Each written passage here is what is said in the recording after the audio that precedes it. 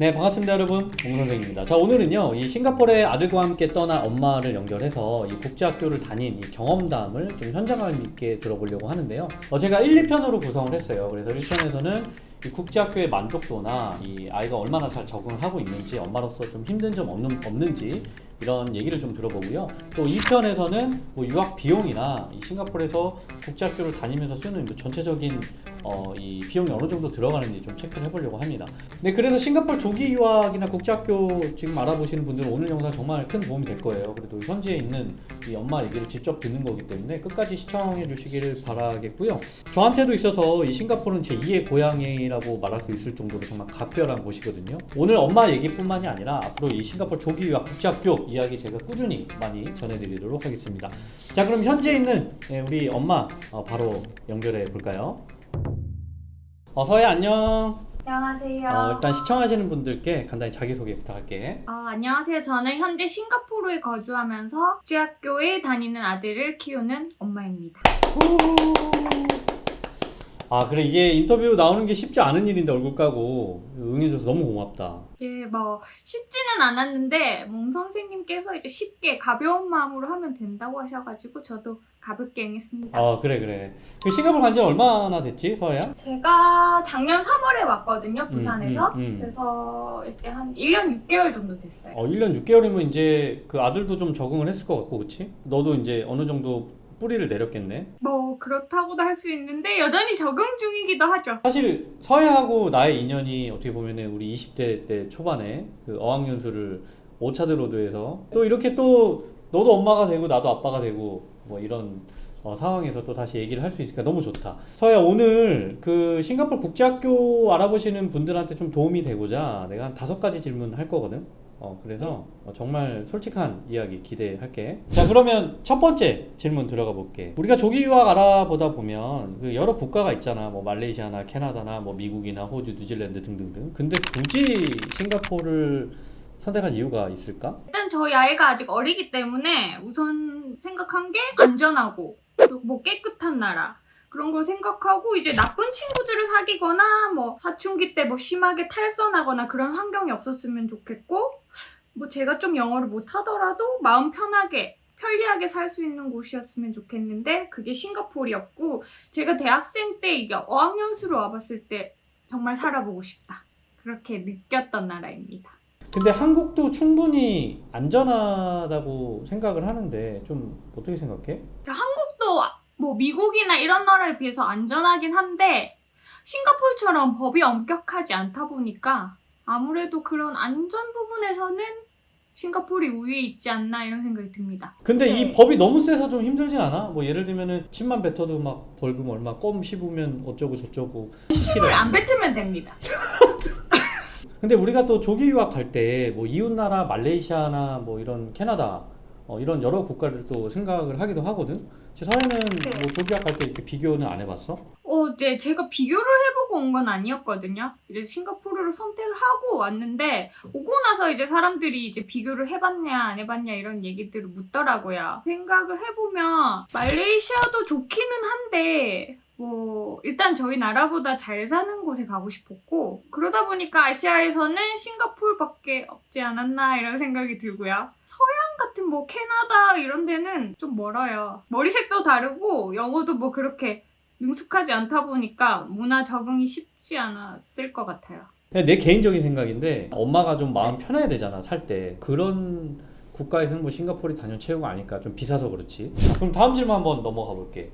지금 국제학교를 지금 다니고 있잖아, 아들이. 국제학교 만족도를 10점 만점 중에 평가를 한다면 몇 점을 줄 수 있을까? 9점? 9점? 오, 9점이면은 너무 높은데 특별한 이유가 있을까? 일단 한국 학교하고 비교했을 때 학교 시설이 너무 좋아요. 운동장도 진짜 크고 체육관도 크고 수영장, 교실 컨디션, 엘리베이터도 있고 에스컬레이터도 있고 학교가 진짜 깨끗하고 너무 좋아요. 그런 환경이 아이한테 특별히 도움이 되는 게 있을까? 이제 학교에 대한 좀 소속감? 그런 거나 자부심 이런 걸 좀 가지는 것 같고요. 학교 가는 것 자체를 좋아하는 것 같아요. 학교 생활에 대한 그 호기심이나 관심 같은 게 많아지는 것 같습니다. 그런 거를 이제 한국 친구들한테 막 자랑하더라고요. 물론 이제 시설도 사실 좋은 게 물론 아이한테 도움이 되긴 하겠지만 이제 국제학교라는 게 처음에 가면은 좀 힘들 수 있잖아. 왜냐면은 한국 애들이 그렇게 많이 없을 수도 있으니까. 혹시 네. 서해 아들은 좀 어땠어? 적응하기 힘들어하진 않았었어? 근데 이제 새로운 환경에는 처음엔 누구나 그런 게 아닐까 싶거든요. 영어를 아무것도 할 줄 모르면 좀 사실 바로 오는 거는 좀 힘들 것 같고, 워밍업 같은 것들을 좀 하고 오셔야 될 것 같아요. 싱가포르 같은 경우는 지금 홍콩이 이제 조금 지면서 싱가포르에 이제 중국인들이 진짜 엄청 많이 들어오거든요. 그래가지고 티오가 좀 부족하다고 알고 있어요. 좋은 학교를 보내려면 실력도 돼야 되고 뭐 시험도 쳐야 된다고 들었어요. 자, 그런데 뭐 국제학교가 꼭 좋은 점이 있는 건 아니잖아. 단점이나 안 좋은 점을 좀 찝자면. 일단은 학비가 비쌉니다. 그리고 또 이제 다양한 나라에서 친구들이 오다 보니까 타문화에서는 막 단결심 이런 게 좀 부족해서 속 터놓고 막 사귀는 친구 이런 건 조금 없는 것 같기도 하고, 그리고 방학이 너무 길어요. 그렇지. 방학 엄청 길지. 그래서 엄마들이 방학 때 미치지. 뭘 해야 될지. 근데 이거 진짜 공감된다. 어떻게 보면 한국은 한민족이고 외국 애들이 없으니까 이게 뭔가 좀 애들이 똘똘 뭉치고 좀 그런 게 있잖아. 자, 그래서 그럼, 학교에서 그걸 되게 강조하는 것 같아요. 우리는 하나다. 그래 학교에서 그런 강조해? 좀 이해된다. 좋은 얘기인 것 같아. 그러면 그 국제학교 재학하는 그 학생들, 이 친구들의 비율이 어느 정도 될까? 이게 근데 학교마다 다르다고 들었거든요. 이제 뭐 서양 친구들이 많이 다니는 학교가 있고 뭐 동양 친구들이 더 많은 학교가 있는데, 저희 학교 같은 경우는 진짜 다양한 나라 친구들이 많아요. 한 동양인 반, 서양인 반 뭐 이런 정도의 느낌인데, 한국인은 한 반에 한두 명 있거나 없거나, 뭐 교육 관계나 이런 것들은 어디서든 발생할 수 있는 문제가 아닐까. 근데 일단 학교 처음 들어오면 선생님이 정말 신경을 많이 써줘요. 그리고 학교 폭력 같은 게 생기면 진짜 엄격하게 처리한다고 들었거든요. 퇴학을 시킨다든지 전학을 시킨다든지. 그래서 다 같이 좀 잘 어울리는 것 같고, 일단 초등학교는 그런 문제가 좀 없는 편인 것 같아요. 자, 그럼 다음 질문 한번 넘어가 볼게. 이거 진짜 중요한 이슈거든. 서해가 생각했을 때 싱가포르 가면 정말 제대로 된 영어를 배울 수 있다고 생각하니? 근데 저희가 비영어권에서 태어난 한국 사람들이 이제 싱가포르 영어에 대해서 평가하는 거는 좀 말이 되지 않지 않나 싶어요. 되게 직설적이네. 근데 네. 그런 거 있잖아. 이게 싱글리시라는 게 좀 있잖아. 근데 싱가포르 사람들 영어 되게 잘해요. 그게 물론 연세가 많으신 분들은 중국어랑 섞여가지고 중국어인가 영어인가 이렇게 헷갈릴 때도 있는데, 국제학교 내에서 만날 일은 없고요. 젊은 측에 속하는 세대는 좀 달라요. 그럼 이건 어때? 중국어를 많이 쓰잖아. 화교가 많아서. 그럼 네. 중국어를 싱가포르에서 꼭 해야 되니? 하면 좋을 것 같긴 해요. 일상생활에 잘 사용하면 좋을 것 같은데, 중국어 없이도 살 수 있어요. 공용어니까. 중국어 하는 사람이 영어도 하니까. 아무튼 싱가포르이 중국어, 영어를 공용어로 쓰고 막 유학원들이 이래. 두 개 국어를 다 배울 수 있다. 서해가 생각했을 때 아이가 중국어, 영어를 다 배울 수 있는 환경이라고 생각해? 정말 공부를 잘하면요. 영어가 진짜 마스터 됐다고 싶을 때 국제학교에서 이제 제2 외국어를 선택하게 해주거든요. 근데 그 전까지는 영어를 해야 돼요. 둘 다 배울 수 있는 환경은 맞거든요. 영어로 수업 따라가기도 바쁜데 그거를 같이 배우는 거는 좀 어렵지 않나. 자, 그럼 다음 질문 한번 또 넘어가 볼게. 이것도 좀 흥미로운 질문인데, 한국과 싱가포르 이 초등학교 생활에 차이점이 있다면 어떤 것들이 있을까? 학교 생활 자체가 막 크게 차이 나는 건 아니거든요. 등교하고 하교하는 건 같아요. 막 드라마틱하게 바뀌고 그런 건 아닌데, 아이들 수준에 맞게 다양한 활동을 하는 건 맞아요. 막 수준별 분반을 한다든지, 뭐 체육 수업도 다양하고, 저희 학교는 체스도 수업에 있어요. 정규 과목에. 또 도서관 활동 뭐 이런 것도 있고, 다양한 활동을 시키려고 하는 점이 좀 다른 것 같아요. 이런 그 수업 방식을 통해서 좀 아이가 얻거나 좀 성장되는 과정이 뭐 다른 점이 있을까? 이제 생각하는 시야가 넓어지는 것 같아요. 여러 나라 아이들하고 다양한 행사 활동을 하니까 시야가 넓어져요. 인터내셔널 데이 같은 것들도 있고, 뭐 글로벌 콘서트 이런 것들을 많이 하거든요. 그런 거를 통해서 막 다른 나라 문화를 가깝게 접하고, 막 음식도 먹어보고, 뭐 저 나라에는 저런 옷을 입네? 뭐 이런 것들도 하고, 많이 배우는 것 같아요. 근데 이제 또 이렇게 생각해 볼 수도 있을 것 같아. 이제 엄마 입장으로서 이 한국 학교 보내는 것보다 뭐 국제학교를 보내면서 싱가포르에서 좀 힘든 점은 없을까? 일단 돈이 많이 들죠. 이제 그거는 생각을 안 할 수가 없는 부분이고, 그 저희 나라하고 다르게 무상급식 이런 게 없어요. 밥을 사 먹거나 아니면 아이가 그 입맛을 적응을 못하면 엄마가 도시락을 싸야 돼요, 매일 아침. 아, 그게 제일 힘들다고 하더라, 다 엄마들이. 자, 그러면 그 타지에 있는 거니까 저 엄마들끼리도 좀 모이고 할 것 같은데 왜 한국에서도 엄마들 이렇게 모임 있잖아. 혹시 뭐 싱가포르에서도 그런 뭐 학부모 모임이나 엄마들 모임 같은 거 좀 있어?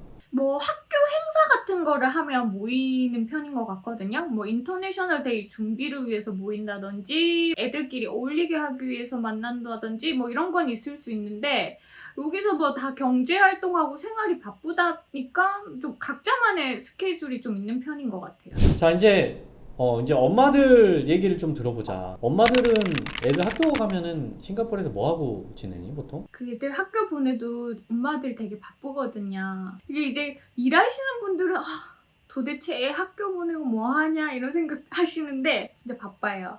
또 뭐 해외 나가면 엄마들이 막 부귀 영화를 누릴 것 같다고 생각하는데 뭐 도시락 준비해야 되지, 애들 학교 공부 챙겨야 되고 바빠요. 가끔 시간 나면 뭐 운동하거나 뭘 배우러 다니는데 생각보다 잘 하진 않아요. 그러면 아까 엄마들 막 뭐 배우고 배울 수도 있다 뭐 이런 얘기 한 것 같은데 뭐 어떤 것들이 있을까?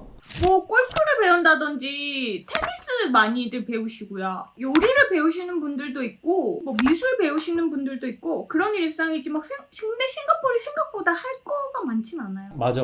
이제 엄마들이 말을 안 해서 그렇지 우리 애 학교 보내고 나서 그럼 나는 거기서 어떻게 살까? 사실 자기도 같이 가는 거잖아. 엄마들이 좀 그 싱가포르에서 적응하는데 좀 어렵거나 그러진 않아? 영어를 못한다라는 가정하에? 근데 이거 사람 나름이긴 한데 적응하기 힘든 나라는 아니거든요. 우리랑 또 피부색도 같다 보니까 이렇게 스며들 수 있어요. 또 나라 자체가 도시다 보니까 인프라가 잘 돼 있고 뭐 현지 적응이 어렵진 않아요. 자, 이제 오늘 1편의 마지막 질문인데 이것도 진짜 많이 물어보는 질문이야. 싱가포르 조기 유학을 가는 이 적정한 시기는 언제라고 생각을 하니? 저는 이게 이제 일찍 갈수록 유리하다고 생각을 하는데 저는 초등학교라고 생각해요. 초등학교 때는 일단 학교 입학이 쉽고요. 좀 고학년이 되면 어렵다고 들었거든요. 아이가 그 문화나 언어를 받아들이기에 좀 더 수월한 것 같아요. 그러면 이거 한번 물어볼게. 나한테 진짜 많이 물어보는 질문인데 아이들이 그 이제 싱가포르 조기 유학 가기 전에 영유 같은데 한국에서 다니면서 워밍업을 하면 좀 좋다고 생각하니? 좋죠. 나쁠 건 없다고 생각합니다. 네. 그 영어에 대한 거부감 그런 건 없어야 되지 않을까 싶기도 하고 당연히 파닉스 이런 거는 다 할 줄 알아야 될 것 같고 그럼 서해는 아들 영유 보냈었어? 한국에서? 그 영어 유치원까지는 아니고 그 영어 유치원을 함께 운영한 유치원이었거든요. 그 거기서 방과후로 매일 2시간씩 5년을 했어요. 지금 나는 영유를 보내거든? 그 워밍업으로. 근데 내가 이 얘기를 한 건 뭐냐면은 영유를 간다고 해서 무슨 되게 드라마틱한 결과를 보진 않아. 집에서 엄마 아빠가 영어로 소통을 하지 않는 이상은 많이 늘지는 않더라고. 근데 그래도 그런 거 있는 것 같아. 단어 하나라도 문맥 하나라도 애들이 좀 더 이렇게 접근을 하다 보니까 국제학교를 가기엔 좀 더 수월하지 않을까라는 거부감이 거부감이 좀 없어지지. 외국 선생님하고 수업하는 데 있어서. 자, 그러면 조기 유학을 좀 떠나기 전에 이것만 좀 하고 올 걸이라고 좀 후회되는 거나 뭐 그런 건 있어? 악기나 체육 같은 특기가 있으면 학교에서 좀 주목을 받다 보니까 뭐 이제 자신감이 더 향상된다든지 그런 점이 있을 것 같거든요. 왜냐면 이제 저희 애가 와가지고 일본 애가 피아노를 너무 피아니스트처럼 잘 친다고 하더라고요. 운동을 잘하는 것도 되게 좋아요. 그리고 뭐 체스 같은 것들, 체스 대회도 있고 이러다 보니까 나라 자체에서 그런 것들을 배우면 좋을 것 같고 또 그리고 해야도 중요하지만 문법을 좀 차근차근 기초부터 조금씩 해오는 게 좋을 것 같아요. 자, 서해 아무튼 오늘 그 내용 너무 고맙고 그 우리 또 2편에서는 그 유학 비용에 대해서 그거에 대해서 얘기를 또 한 번 더 시간 내서 나눠봤으면 좋겠다. 아무튼 잘 지내고 아들 잘 키워. 2편에서 보자. 네, 지금까지 싱가포르로 조기 유학을 떠난 엄마의 얘기를 쭉 들어봤는데요. 저는 개인적으로는 그래요. 뭐 싱가포르이 어떤 국가보다 아이를 교육시키기에는 가장 좋은 환경이 아닐까 뭐 그런 생각을 합니다. 그런데 또 이렇게 접근할 수도 있겠죠. 도대체 그래서 비용이 어느 정도 드느냐? 그건 이제 바로 2편에서 만나보도록 하겠습니다. 자, 오늘 영상 도움 되셨길 바라고요. 저는 2편에서 이 엄마와 함께 싱가포르 조기 유학 비용이 어느 정도 들어가는지 그 내용을 가지고 다시 찾아뵙도록 하겠습니다. 떠나시기 전에 좋아요 꾹꾹 눌러주시고 구독해 주시길 바라겠습니다. 감사합니다.